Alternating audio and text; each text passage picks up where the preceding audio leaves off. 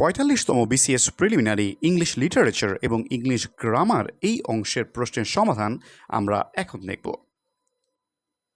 She insisted on leaving the house, এইখানে সঠিক উত্তর হবে his. The phrase Achilles heel means, এখানে সঠিক উত্তর হবে আ উইক পয়েন্ট।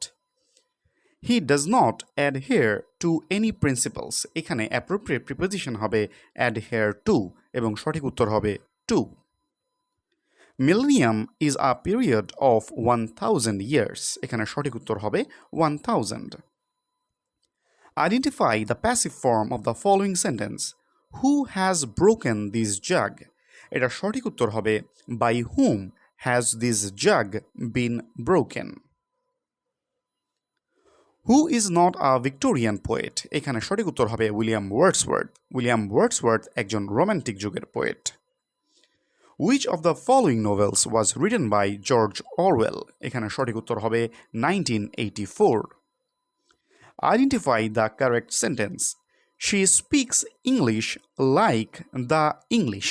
এখানে পরবর্তী ইংলিশ বলতে ইংরেজ জাতিকে বোঝানো হচ্ছে এবং এই জন্য তার আগে একটি দি হবে।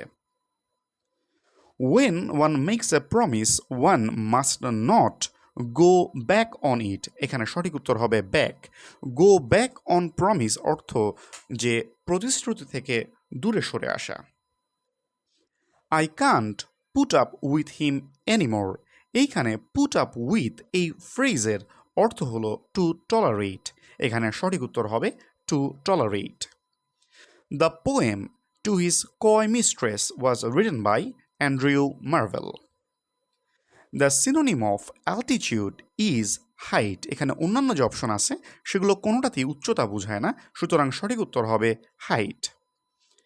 The character Elizabeth Bennet appears in the novel Pride and Prejudice, Pride and প্রেজুডিসের খুবই বিখ্যাত character Elizabeth Bennet. This could have worked if I had been more far sighted, এটি থার্ড কন্ডিশনালের একটি উদাহরণ, সুতরাং সঠিক উত্তর হবে had. What may be considered courteous in one culture may be arrogant in another. Here, the underlined word arrogant means rude. Don Juan was composed by George Gordon Byron. এখানে সঠিক উত্তর হবে option C, George Gordon Byron. Identify the imperative sentence. এখানে সঠিক উত্তর হবে shut up, option এর shut up. Black Death is the name of plague pandemic, এখানে সঠিক উত্তর হবে plague pandemic. Ulysses is a poem written by Alfred Tennyson. Who wrote the poem Ozymandias? এখানে সঠিক উত্তর হবে P.B. Shelley. Climb Your Brides is the protagonist of the novel, এখানে সঠিক উত্তর হবে The Return of the Native. The train is running at 40 miles an hour, এখানে appropriate preposition হবে at, অর্থাৎ সঠিক উত্তর হবে at. He divided the money between the two children, আমরা জানি দুজনের মধ্যে ভাগ করে দিলে between এবং দুইয়ের অধিক হলে among, সুতরাং সঠিক উত্তর হবে between. No one can deny that he is clever, এখানে সঠিক উত্তর হবে deny. Choose the right form of verb. The boy, ভার্বের ফর্মটি হচ্ছে to lie on the floor yesterday, সুতরাং এখানে সঠিক উত্তর হবে লে।